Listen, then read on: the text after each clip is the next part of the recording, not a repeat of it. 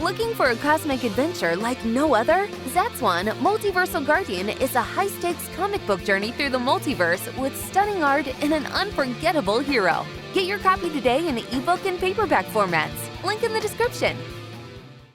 So I'm really not one of these, the comic industry is dying, and it's going to be dead in a few weeks type of people that you may have seen or heard of. But when you have like an A-list creator like Dan Slott, who's known for writing the Superior Spider-Man and the Amazing Spider-Man, begging, the audience to pick up his upcoming Spider-Man comic book, because he's not sure if it's going to be around if they don't, then it's really telling for the comic industry in general. Like, it's really telling you it really is on the ropes here. So anyway, I'm Neil Allen, the creator of ZATSWAN Comics. I have a page of ZATSWAN in front of me here. We're going to color in, or get to coloring this Alakazona. And to do that, I'm going to get some of my Radiant watercolors ready. So about this, though, so there's this interesting thing going around. It's like, did he get this idea to do this from Joseph Illage and that milestone, that whole milestone thing he was doing that we talked about with the Dakota incident? Did Dan Slott get the idea to do this? Because he's doing literally the same thing. Like, he's giving off the same sense of desperation that Joseph Illage is, or was. And I'm like, okay, is this just the model now? Like, the writer, not even the editorial staff, but they're putting it off on the writers to actually get up on social media and beg the audience to pre-order the book, because what they really need are those pre-orders. Otherwise, the book isn't going to continue. So Dan Slott admitted that, okay, that's a lemon yellow, I'm going to want that. I'm just going to get my colors ready while I chat about this. Dan Slott basically admitted that the state that Marvel Comics is in, no comic is like guaranteed a 6th issue. Like, if it's not cutting the mustard at issue 5, they'll cut it off. And it's kind of interesting that the flagship character of Marvel, who's very popular, Spider-Man, isn't even a sure thing. That's the interesting thing. Milestone is one thing. So violet. Okay, I'm going to also want to get a crimson. Milestone is like one thing, but Spider-Man, Milestone by Joseph Illage is one thing. I'll say that. That's like, okay, you kind of understand. That's not like guaranteed sales there, just based on what it is.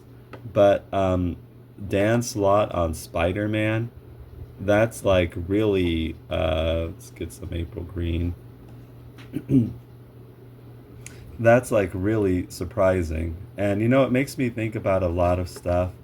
I actually did a crimson. I actually did a video about the Kevin Maguire situation, where he said he can't afford to work for DC anymore. Like, they're simply not paying him enough. His page rate hadn't gone up in 20 years. I did a video on that, and I will upload it, but I just haven't had the opportunity to. It's like not current news anymore at all, but just other stuff has happened, and like this, for example. And I just haven't been able to get to that yet, but I will upload that video.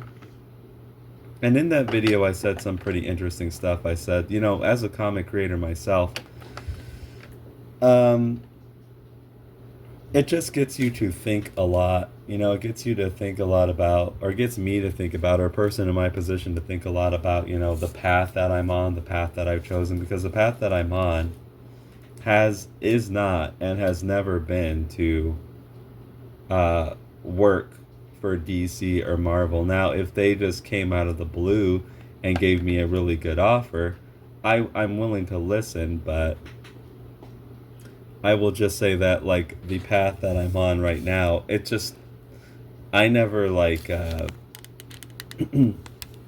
that just wasn't, that's not my trajectory. I never like aspired too much to work for them. I just figured that, you know, I didn't feel like jumping through their hoops. You know, everybody knows there's no like clear path into comics. A lot of times it's luck and who you know and all this networking, and even then it's not a sure thing. And I was just like, you know, that's a lot of energy to put into stuff. And some of this, if you've been listening to my videos lately, then you know that I'm very selective about where I put my energy. And I was always like, I don't know if I want to put my energy into this, all of this stuff that's not a sure thing. It's still a big gamble, when I could be putting that energy toward, you know, actually, you know, building my comics and, you know, doing comics. I like not needing people's permission to do them. And so that's basically what I've been doing this whole time. I've always figured that if I want something done, for sure, then I'm going to have to sit down there and do it. And that's literally like my philosophy. It's literally why you see me doing literally everything myself, because I have faith in myself. I know that if I do it, it'll get done. Now, how people will respond to it, whether they'll like want to pick it up and buy stuff and all of that, I'll do my best to influence that, of course. But that, you know, that's where the chancy, risky stuff comes in. Okay, I also have my palette off to the side, off camera, like so. I will be using like tube paints that I squeezed out on my watercolor palette. But the thing is, like, I see all these other people doing comics, like maybe they're a writer or something, and I hear all these nightmare stories of dealing with flaky artists, and that's like why you see me doing what I do, you know, because I just know I've done enough things now, I've dealt with enough people. I know, and it's not just artists, it's just it could be anyone in the chain. People are just flaky, you know, they really can be. It can be a real test to find like reliable people that you gel with. A lot of times they leave people high and dry, or if it's an artist, the stories you hear about is like the people aren't paying. You know, so like you hear about it, you know, on both ends, like writers and people or whoever hires you. If you're an artist, they don't pay, or the pay is like weird or sporadic, or they don't do what they say. And if it's a writer, the artist just, they don't deliver, they just kind of bail on you, you know, and you're kind of left high and dry. And I don't want to deal with any of that. I've not dealt with that in regards to comics because I've been doing them myself. And, you know, because that stuff just, yeah, there are downsides to doing everything yourself, but there are huge upsides too. You know, like, you know, you're gonna do it. You build up skills doing it, so you get better. Yeah, it takes longer to do. Well, it might take longer. If you got a person who's just disappearing on you, then maybe it doesn't take longer. But in doing this and going down this path, you know, the frustrations might not be the same, but there are still, like, here are my paintbrushes, just getting everything ready. There are still frustrations, you know, like, just as there would be on any path, I think. But when I see things like this, like Dan Slott here begging and Joseph P. Illidge begging, it makes me more assured in the path that I took. So it makes me think because, you know, I've been doing comics for a while now, and you see things along the way, like, there's this guy, if I said his name, you would likely know, you would probably know who he is. Like, a lot of people talk about him these days. And I guess I didn't know him personally. I mean, I've interacted with him, but just on the internet. But, you know, I saw him when I guess we were just going around similar circles, trying to be comic creators, being on forums and all this stuff. And nobody knew who he really was back then, yet for some reason, people, even in that, like, ecosystem, were still up his butt a lot, and I still don't even know why, but it's just been a weird thing with this guy. People, like, I don't know. They're up his butt a lot. Even back then, like, they were up his butt. So I never was, though. Um, and, you know, he wasn't like a whole lot back then. Like, he was, even though, like, people in the circle were like up his butt, like, he wasn't like a big creator. But somewhere down the line, I don't know what got him in. I mean, I'm sure he was doing a lot of networking and stuff, and I don't even know like what book got him in, because I wasn't following him that closely. The way it looked to me is like everybody just started talking about him all of a sudden. Like the whole industry started talking about him all of a sudden, and it's like he kind of, well, that's the situation. Like he broke into the industry and, you know, got to be a pretty big name pretty quick. Actually, I mean, he was grinding away at stuff for a while that I'm sure people did not see. I saw it because, you know, we were both trying to be comic book creators. But when he blew up in the mainstream industry with Marvel and DC, don't know which one happened first, 'cause like I said, I wasn't following it. It happened pretty quick, you know. So I don't know what in particular like got him bigger, but to see like, oh, everybody's talking about this guy, like all the YouTube channels are talking about this guy, like all the forums are talking about this guy, it kind of makes you think like, wow, this guy really made it in. I wonder if I should have gone down that path of, you know, butt kissing editors and trying to hobnob and know people, and, you know, I don't know, just doing the whole trip to try to get in there. I never did. I was always grinding away at my own craft. That's largely what I did. I focused on pretty much just like getting better at comics, getting better at my craft, and you know, just working on ZATSWAN, my own thing, you know. And meanwhile, this guy obviously was trying to, you know, get his foot in the door. He always was. Like, I did know that. Like, I always knew he wanted to like write for Marvel and DC. And it's like, oh wow, this guy actually made it pretty big. And I didn't know this guy, but I knew of this guy when he was like nothing, you know. And that kind of makes you think. That's kind of made me think, like, I wonder if I, like, what could I have been if I had tried that. Of course, it's never a sure thing, you know. It makes you think, but of course it's never a sure thing that, you know, even if I had, I would have gotten anywhere with them. However, like, the reason I'm going on this long-winded story, stuff like what I'm seeing with Dan Slott here makes me think too. It makes me think that, you know what, Neil, you're probably better off doing what you're doing than going over there trying to aspire to get in there. It's not easy over here. Like, I definitely won't say it is, but it isn't easy over there anyway. When you got, like I said, an A-list creator known for writing the flagship character on the flagship character's book, and he's over here begging like Joseph Village was, giving off intense desperation. And you know, just kind of speaking candidly on how broken the whole system is. Now, I am just going to say, like, Dan Slott like gave the rundown of the whole direct market system, and I've talked about this in some of the milestone videos. I'm going to say this. I'm going to take you down like kind of another interesting, maybe we'll see how long this story goes. I have a confession to make. I am not like a big comic shop person. I kind of wish I was, but because of circumstance, I just wasn't. And so let me tell my story. I didn't go to the comic book shop as much as I would like, just because when I was a kid and younger, it was pretty far from me. Like, it wasn't within like walking distance or anything. It would be like probably a 25-minute drive or something like that.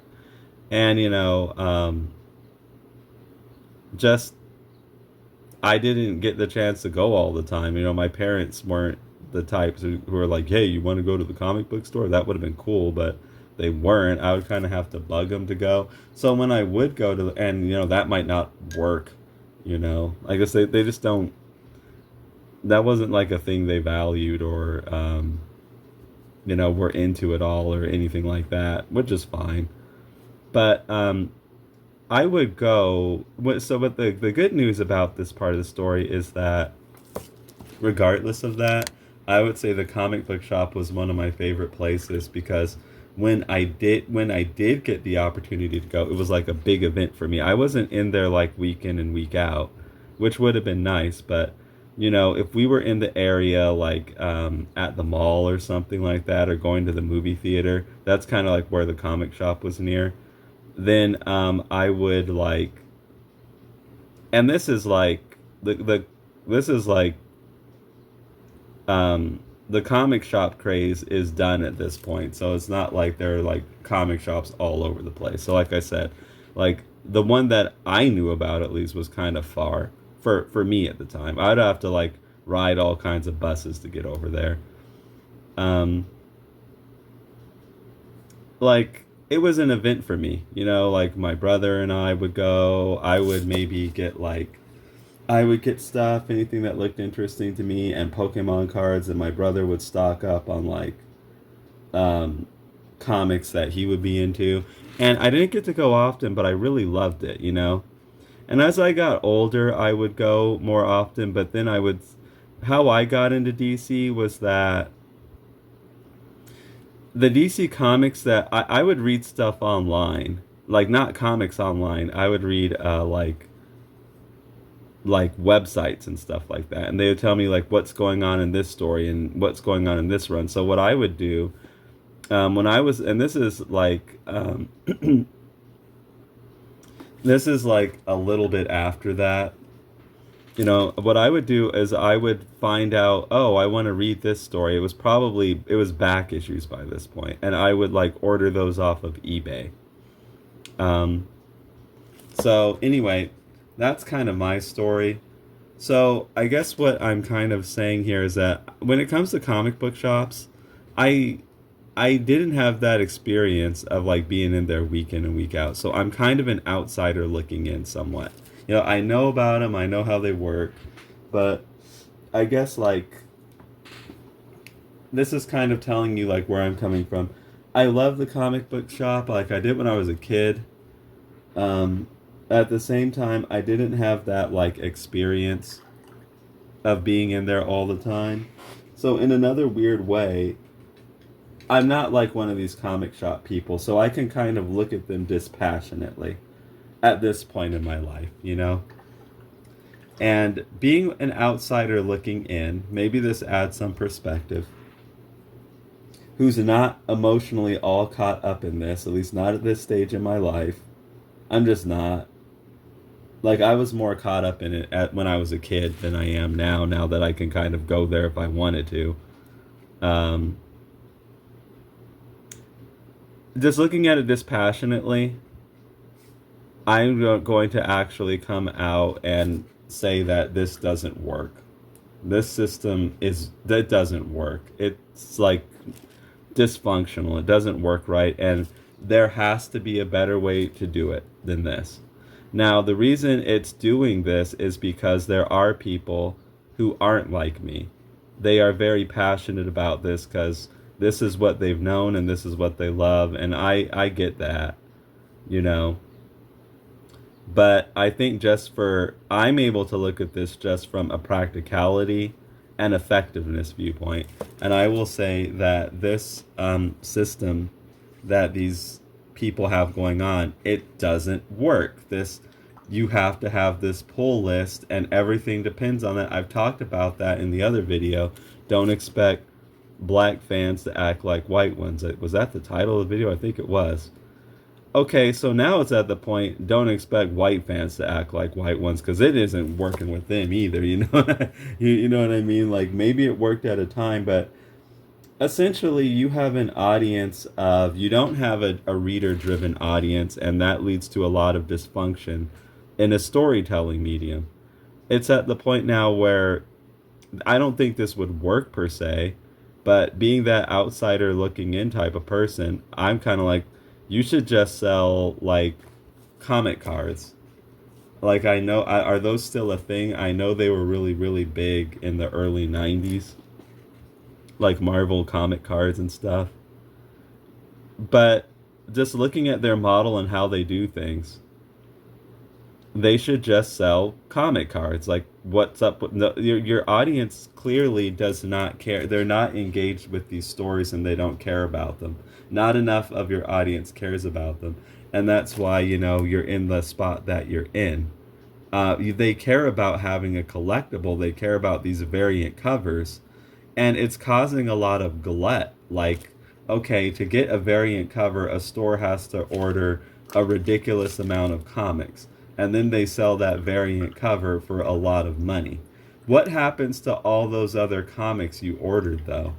They just kind of, nobody wants them. You know what I mean? Like, if you have to buy 100 of X comic to get one cover, what happens to those other comics you ordered, like with the regular cover?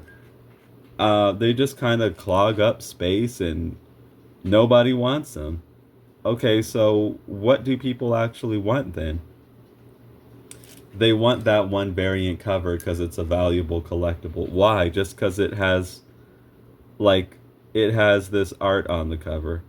Okay, your thumb, I didn't put it in all the way. I need to, okay, no, this is like a finger here, I see.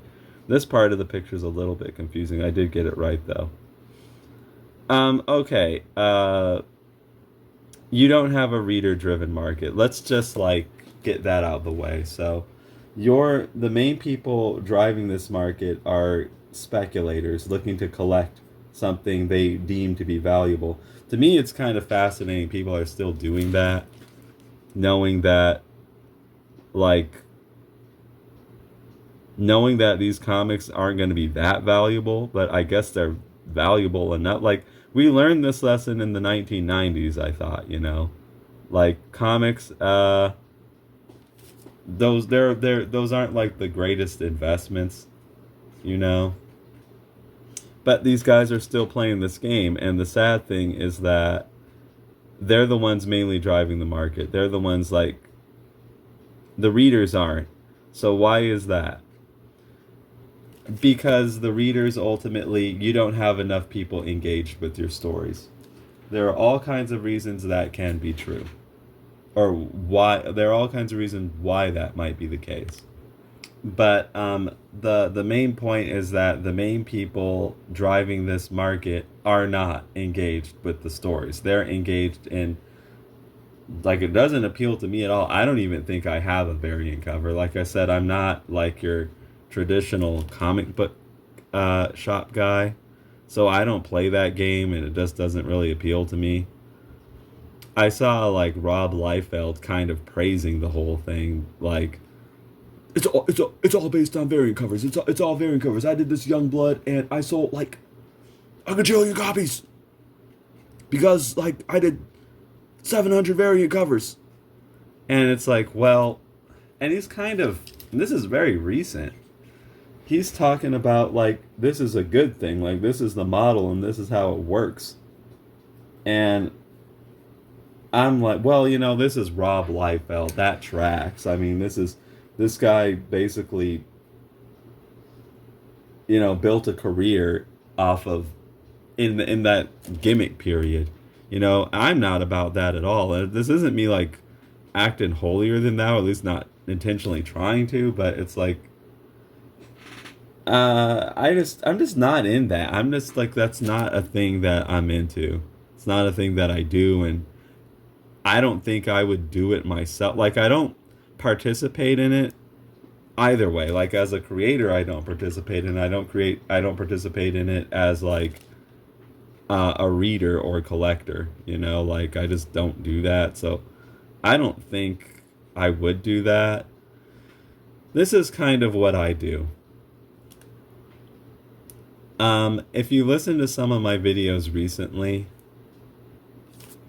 some of these DC So White videos I've made, I talk about fixing problems at the root. So here's me. I'm doing these videos here. I could be doing something that would get me a lot more attention. I could be doing drama videos. I could be dropping a lot of political hot takes,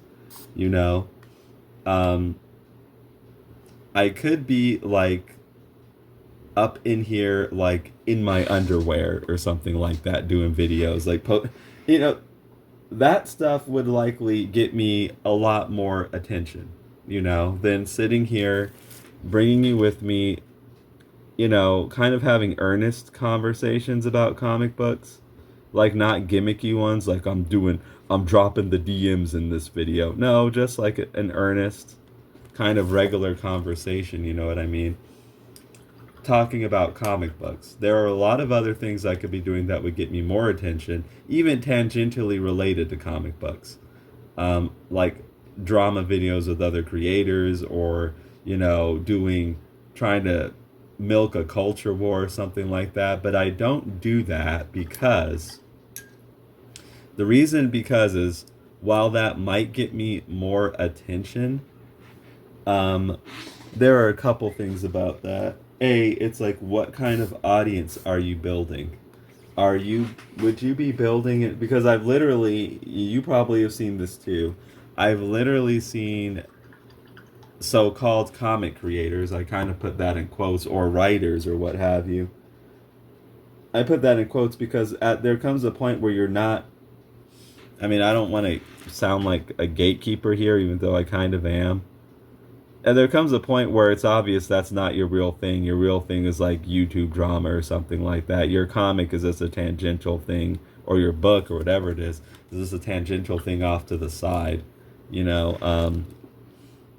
And I don't want to be that. I want to build an audience of people who actually care about the work that I'm doing, who are actually readers. I would like to build the right type of audience, because what happens is, and I've seen it happen, you know, you probably have too. You build an audience of people who aren't readers. They're not interested in your comic.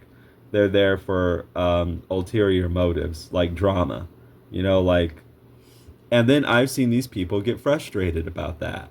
You know, like, you guys aren't reading my books, and then they get stuck in this mode where they cannot get away from that. They even try to get away from it, but you have an audience now who they're conditioned. You took that easy path of quick attention, but then you get tired of that when, like, that audience doesn't care about your books. They only care about drama with these other people or something like that. I've seen that too,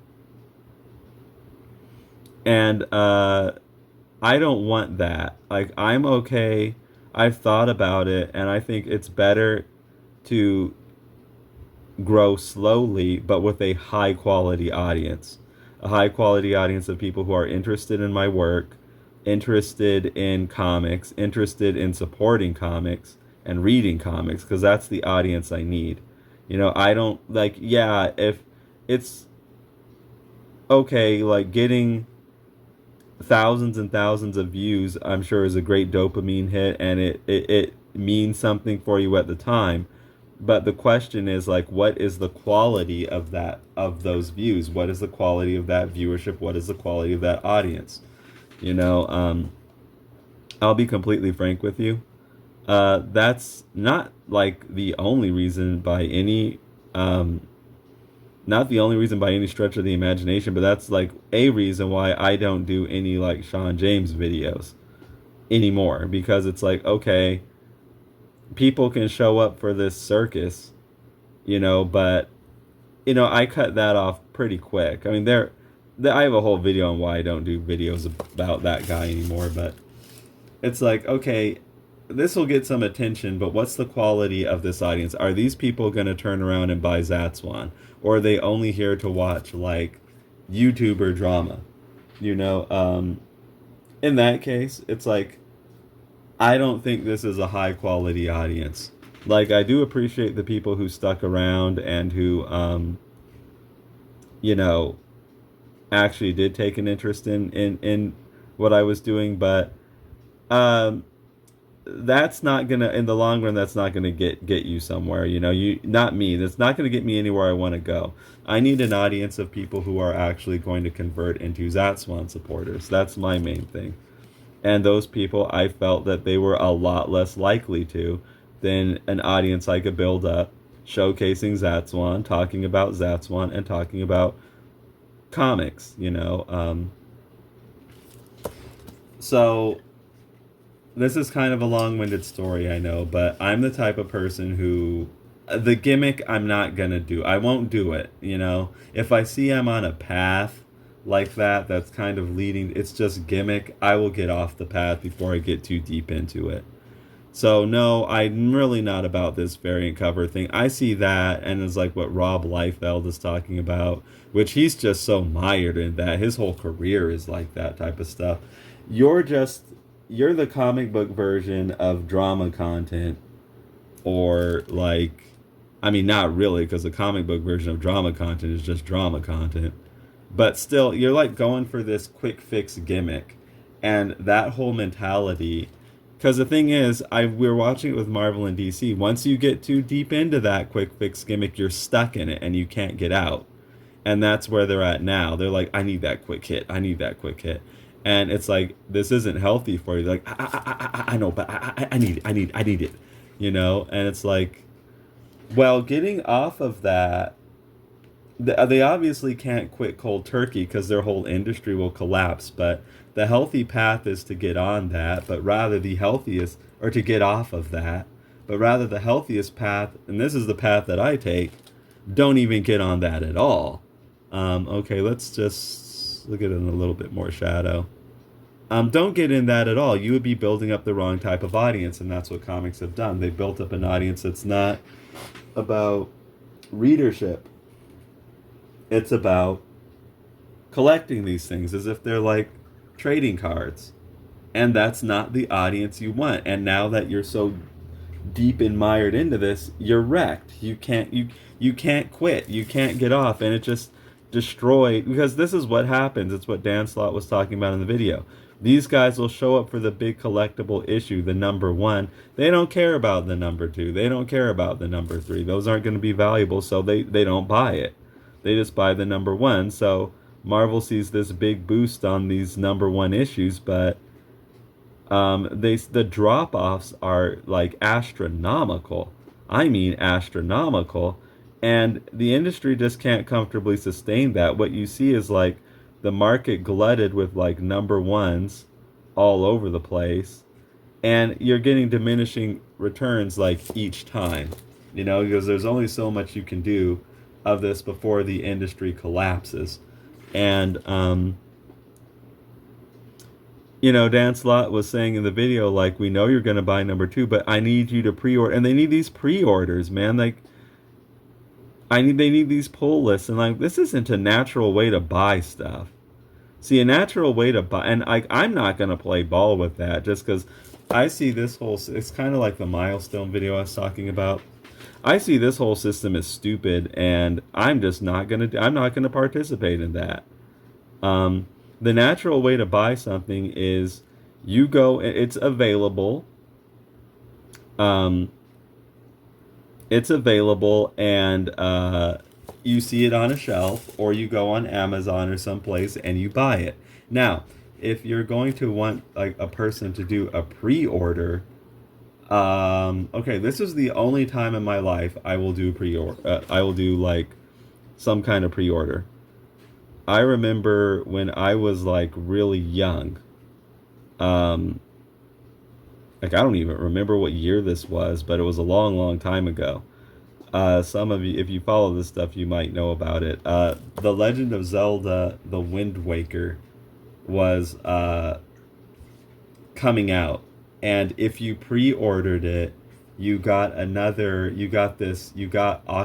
Legend of Zelda: Ocarina of Time on GameCube. You got, like, they re-released it, plus this is what really excited me, you got a reworked version of Ocarina of Time that was more challenging called Master Quest.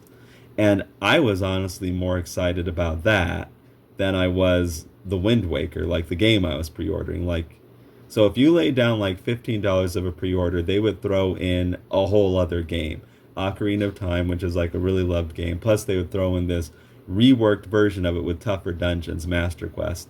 And I remember this story because I was like a kid at the time, and there's a whole story behind it.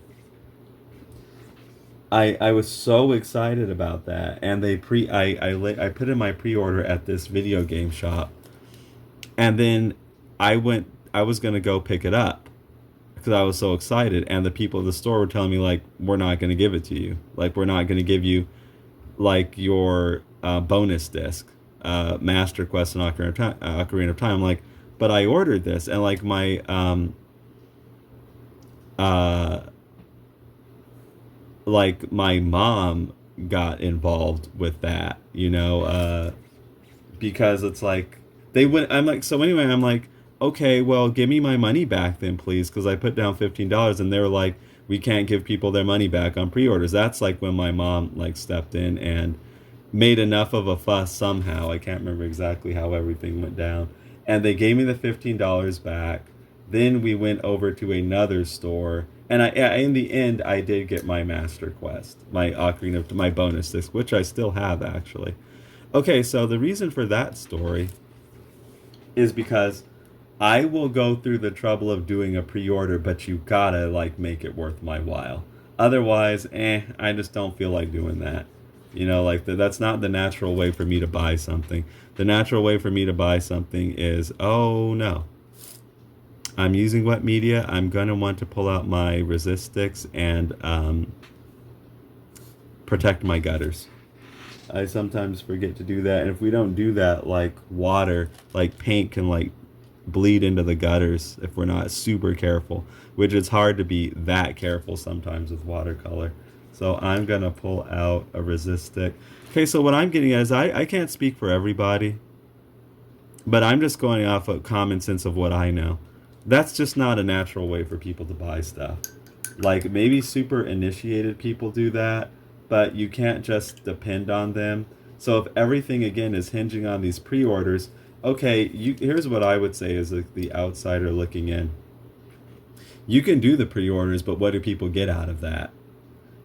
Nothing. They just get the pre-order. Well, it's helping ensure the comic goes on. That should not be so much the reader's problem. Yes, of course, we all know on some level if something doesn't sell well, it won't continue. So there is that incentive to buy something, but the reader shouldn't be thinking about that at all. The reader should be just thinking about, oh, this is coming out and I really want it and I want to buy it. It shouldn't go past that. It shouldn't go past, oh no, if I don't act on this, I won't get this won't come out anymore. You don't want them thinking about that at all. If anything, you want them to have assurance. Let me pause for a second, get my resist sticks, and then we can talk about that a bit more.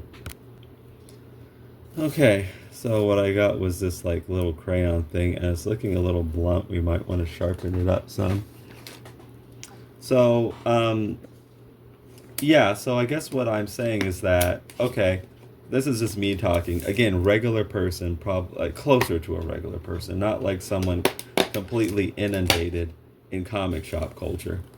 We're going to be over here.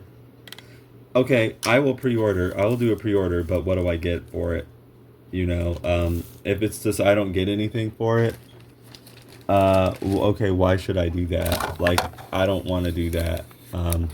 I'll just buy it when it comes out, but that's not good enough. That doesn't work. It's too late by that point. Your industry's sunk then. I'm just getting a crayon sharpener. I guess so you can see what I'm doing. I got opening my little treasure chest here. Okay, here's a crayon sharpener. Let's see, sharpen up our resist stick somewhat. This whole thing, it's too fragile. It's starting to come undone at this point. And again, I'm not like I'm not your typical doomsayer, but when Spider-Man, like again, this isn't Joseph Illage doing a milestone comic. This is like this is Dan Slott on Spider-Man, and he's doing the Joseph Illage trip. I'm like, okay, this is bad. It just highlights nobody cares about these comics. You know what? I could tell you some more experiences. This is kind of a thing. Let's see what our point's like. That's actually pretty good. This is a good sharpener. Um, let's get this out of the way. So, I have some other experiences to talk about. These are more recent ones. Let me put my... Why are you out here? You're a pencil sharpener. Must have been in my way or something. Let's put it away.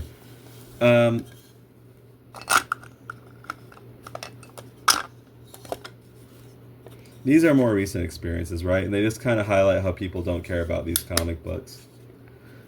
I was reviewing Green Lantern Corps comics, like with Jon Stewart, but I was posting them on YouTube as videos. I mean, you probably know this.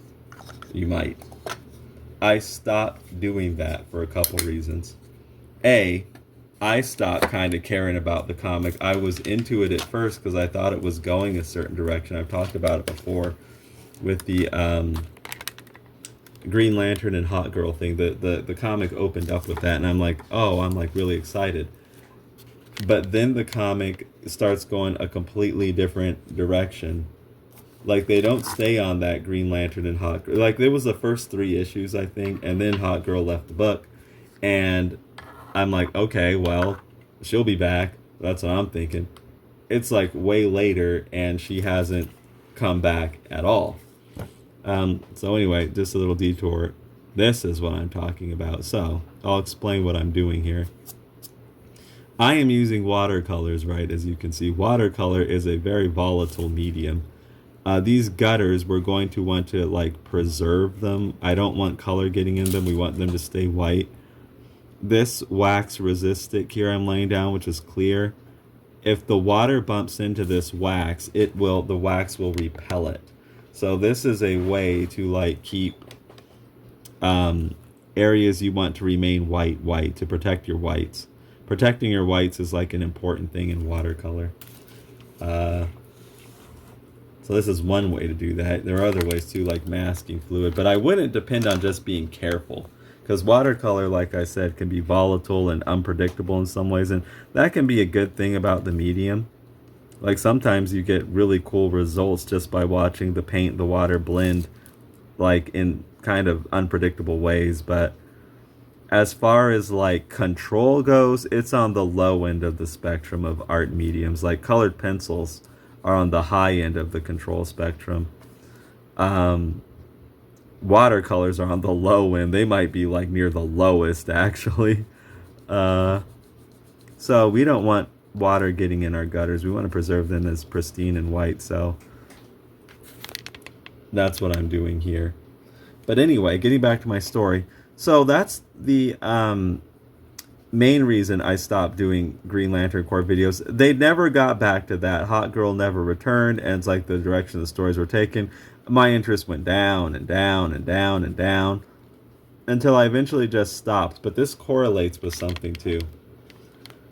I was doing these videos, right, for like Green Lantern Corps, and the views just were not there. And I'm kind of like, man, people just do not want to watch these videos.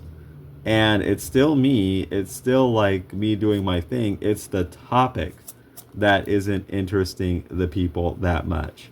So I'm reviewing this specific comic book. So it's a pretty specific thing we're talking about here. And there just wasn't, it seemed to me like there wasn't a decent sized audience for people who would be interested in that. I know like my channel has something to do with it. Like if a bigger channel or a channel who's built up, you know, an audience looking specifically for that over time did it, they would I'm sure they would do better. But at the same time, it was still telling me something. Not enough people care about that. I'm like, huh, that's interesting. Like if I talk about another topic that people care about, they'll show up. But not enough people are reading that. Not enough people care about it to make it like a good thing for me to discuss in a video. It seems so I don't. But the reason I'm talking about this, I don't now. Maybe if I get hyper engaged and I feel like, man, I gotta talk about this just because I want to, because like I want to talk about this story I'm reading, yeah, then I'll make videos about it. But now I'm not engaged. The audience isn't engaged. There's not much of an audience there. I'm like, okay, no more Green Lantern Corps reviews. And you know, what this is telling me is like, again, these people are not engaged. They're not like interested in these. You know, I said another thing too in a video recently. It was the, oh, I got banned. No. It was the video about, I think Aaron Pierre, like showing up in Man of Tomorrow. Like he's confirmed for that. And I said, in that video I said, oh, these comics don't matter. And I kind of said, isn't that kind of sad that the comics don't matter? But it's becoming more and more like that. Like it's becoming more and more obvious that the comics do not matter. Like the shows and the movies, those matter, but these comic books, there's just a feeling not only from the readership, but I think it starts just with editorial. Like they're not given the care they should be given. And when that care and that enthusiasm isn't put, you know, into the product, don't expect it to be there with the audience. You know what I mean? And it just seems to me that, you know, the audience, just there's not enough enthusiasm or care. People don't care about these comics. These comics don't matter. Now, that said, I think there are comics that do matter to people. The way the comic industry has been for a while, I'm going to have to sharpen this again. What do you know? Like, it just goes down kind of quick. The way that the comic industry goes, and it's been this way for a long time, is it's very top-heavy. You know, like, you'll get, like, a couple hits at a time, you know? But you can probably count them on one hand. Like, nowadays, everybody's talking about Absolute Batman, and maybe like some Image stuff, like Robert Kirkman's, you know, Transformers and G.I. Joe. Like, other than that, I guess people talk about this dork comic that came out. But other than that, there's like really nothing else that I could think of that's like a big hit, you know, like for these companies. Marvel, I don't think has anything going on at the moment, and people, you know, that's been like a point of discussion. Okay, I think that should do it. That'll keep the water and the paint out of like our gutters. So yeah, that thing's called a resist stick. Alright, I think, you know, her skin tone, it's good enough. I don't want to overwork it. Let's work on her hair. So, it's very top heavy, as I was saying. There's only, like, usually a couple hits at a time. And you know what? I actually understand now, like, why comics put out, like, 5,000, like, a company will put out, like, 500 comics every month, and you're wondering, like, this is way too many comics. Like, what's up with that? There are reasons for that. There are reasons that are kind of known, like flooding shelf space and keeping other people off shelves and things like that. But there's another reason too that's like really big and important. Because what they're doing, I believe, is throwing a bunch of stuff at the wall. Because you never know, because they need these hits. And you never know what's going to be the next hit. Like, nobody knew this dork comic would, you know, kind of get the interest it's gotten. I doubt they did. Just like back when the first Harley Quinn series was done by Jimmy Palmiotti and, Amanda Connor. That was escaping me for some reason for a bit. Like, I don't think people expected it to be this hit. So what they're doing is like throwing a bunch of stuff at the wall, just looking for that, hoping one of them just kind of takes off, or hopefully probably even more than one. But and I don't think, the interesting thing about, you know, comic books is that sometimes you can't even see that coming. Like I said, I don't think anybody saw Harley Quinn coming. Sometimes things just work in mysterious ways. And so I think that's what they're doing too. They're just looking for that one or maybe two comics that can carry them through it. But the point of me going on about that is like, what about the mid list? Like your just typical Flashes and Green Lanterns. Books are in the gutter. It's like you'll have a couple things on top, but then everything else is like in the gutter and nobody cares about it. I guess this is all just to say that you have like a very unengaged audience. And when the audience does get engaged with something, it's usually only like a couple books. And that's a problem. I think they got here by appealing to the wrong audience. Like I said, this connects it back to those YouTubers I was talking about. Alacazona's hair is a very pale blonde, kind of platinum actually. Sometimes I add a little more color in there, but I think canonically it's supposed to be like kind of like silvery gold, like blonde, yeah, but very pale, not like warm blonde. So let's add in just a hint of color here.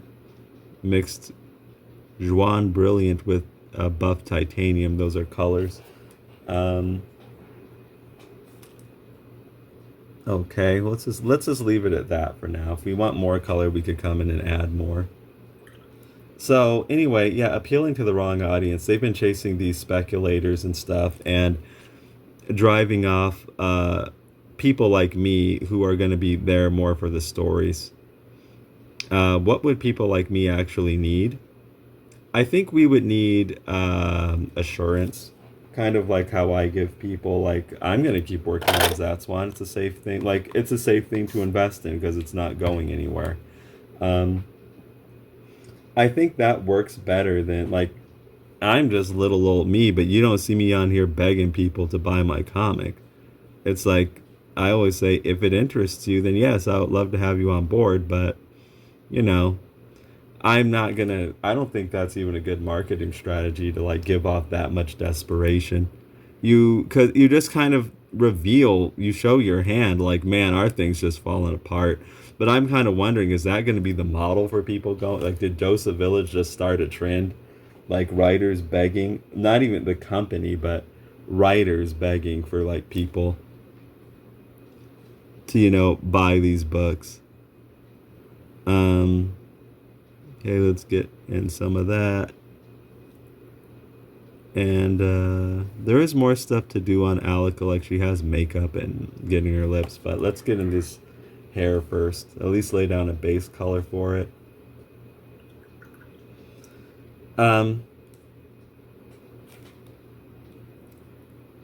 All right, but yeah, that's like a problem with the industry. Like, they'll have a couple books on top, but then the rest of it is just the pits, you know. So it all just points to it's sad, a sad state of affairs, as I usually say, but people just not being interested enough in these comics. We should just come out and admit that. And getting back to the first part of the story, I might add just a hint of nickel quinacridone gold, so we can add in a bit more of a gold in here. I was mixing on my palette off camera. It makes me think, getting back to me and talking about me and what I do. Yeah, I don't come on here like begging people, guys, you gotta buy my books. This is it. You gotta buy my books. Like, if you don't buy this, there's no more ZATSWAN. There's no more ZATSWAN. No, like, ZATSWAN will be around. I do hope you buy it. You can have assurance that it's gonna be around. Like, I'm not just, this isn't a thing that you invest in and then it disappears. You know what Dan Slott's doing?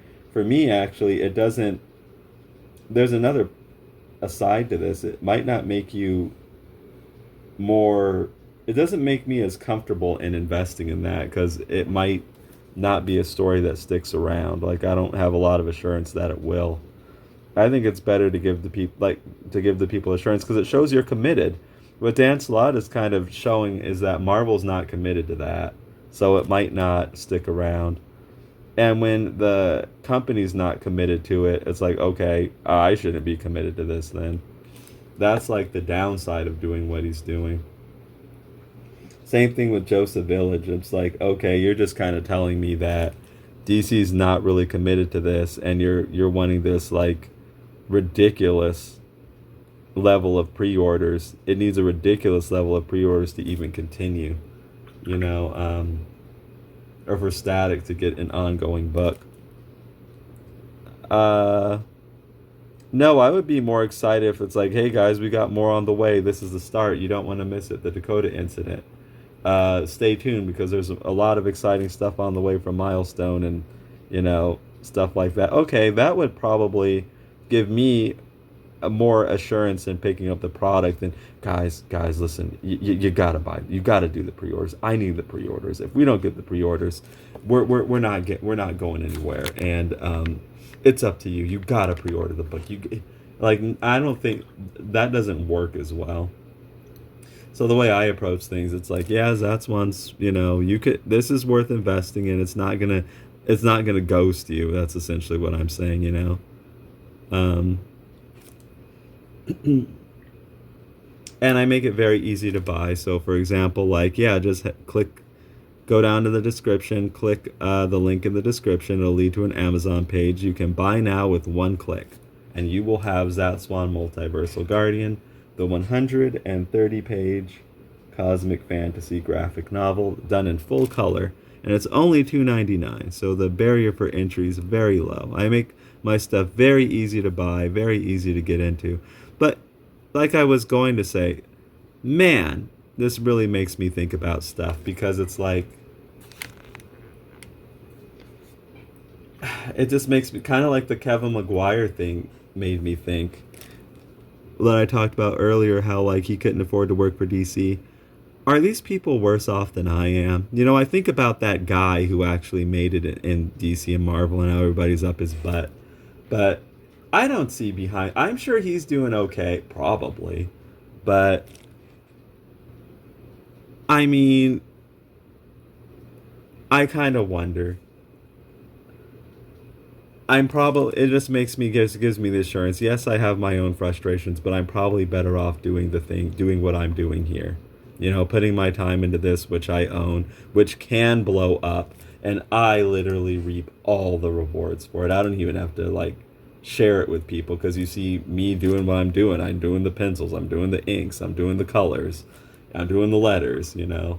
I set up the printing so I don't have to, you know, pay some printer. I'm doing stuff that to me makes sense. Like, it's not an easy road, but I think it's a road where it makes sense in my head. It makes sense in my brain. What this comic industry is doing with its direct market and its pre-orders and cutting everything off at 5 issues. Okay, this doesn't make sense to me. It seems like a system that is fundamentally broken. And it is a system that is fundamentally broken. And I think we have to come out and say that. How much longer it's going to go on like this, I don't know. But I think it's actually for real on the ropes this time, when Spider-Man's not a sure bet. When the company is like wary of investing in Spider-Man by an A-list writer who's already known for writing Spider-Man. He's up here begging. Like I said, Joseph Village and Milestone were one thing, Spider-Man a whole other. But I'm looking at my phone here, and it's looking like we're going on about an hour. I can go on longer, but we probably shouldn't go on too long. I guess to wrap things up, yeah, it's so interesting, because when I was like really, really young, yeah, a lot of comic creators think like this. It's like our dream to like work on our favorite characters. Like for me, it'd be like writing John Stewart or something like that. I could write John Stewart in Hot Girl Adventures or something. That'd be so cool. And you know, it motivates you to like want to do comics, you know. And then it's like, when I think about it though, it's like,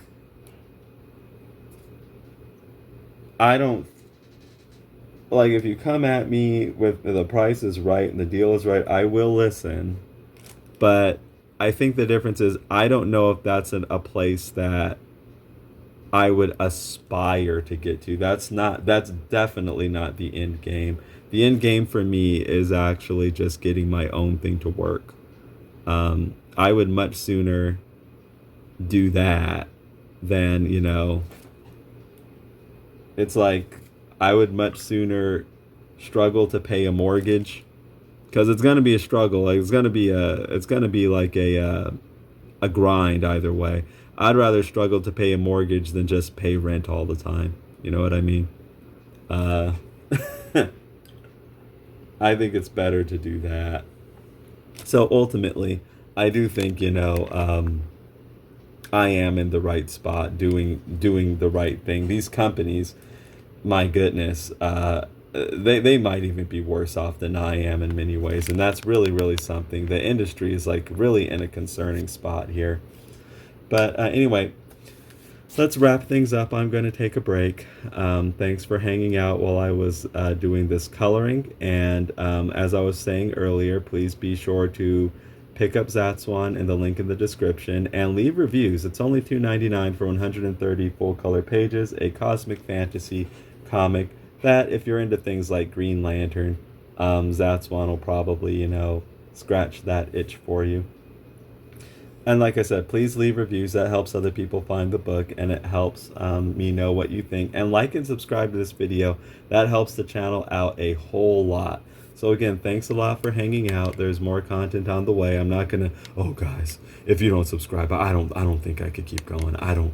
You gotta subscribe. You gotta subscribe. You gotta buy these ZATSWAN books. Listen. This is the state I'm in now. If you don't buy these ZATSWAN books, I don't even know I'm gonna be here tomorrow. No, I'm not gonna pull any of that stuff on you.